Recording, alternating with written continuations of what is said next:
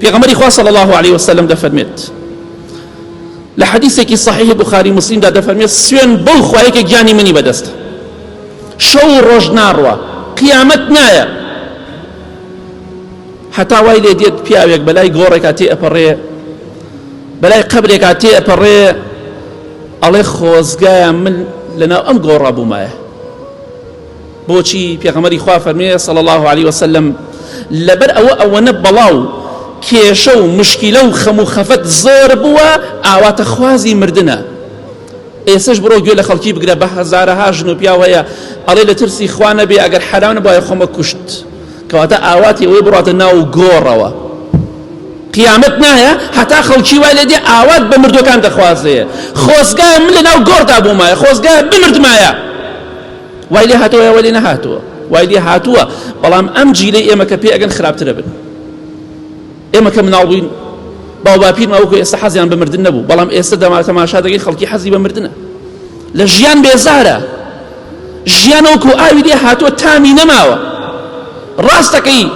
نیعمەتی خوات بەسەرەوە زۆرە بەڵام دڵت خۆش نییە خەڵکی پێ دەکەنێ دەڵێ وەڵڵا پێ دەکەن بەس بەخوا دڵخۆش نیم جلی جوانمان لەبەرایە دڵخۆش نین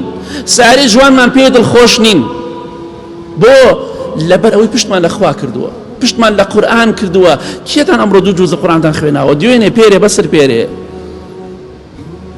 کێتان دەڕۆنە بۆ ماڵەوە گوێ لە قورئان دەگرن لە مزگەوتەکە دەرەجە جگەرەکە داگیرسێنەوە خەریک جگەرە خواردنە بەتەمایە دڵخۆش بێ بەخوا قەت دڵخۆش نابێ و حاڵت بێ ئەوەی لێ دێ ڕۆژێک دێت خەڵکی ئاوات بە مردوەکان دەخوازێت ئاوات بە مردن دەخوازێ لە ترسی خوایش نەبێ خۆی دەکوژێت بەڵام دەزانێ بۆ جەهەنەمی دەبا بەڵام ژیان بەلایەوە گرنگ نییە و هیچ خۆشێکی تیان نییە بەڵام حەزی بە مردنە ئەوە دێت و هاتووە خەڵکی دەڵێ خۆزگایە من ئاخاوەنێ و قەبرە بوومایە هەتا قیامەت نایە تا خەڵکی ئاوای لێنێ ئەمڕۆ خەڵکی وای لێ نەهاتووە وای لێ هاتووە بەڵام خراپتری شەبین ئەگەر ئاوە ناشکری بکەین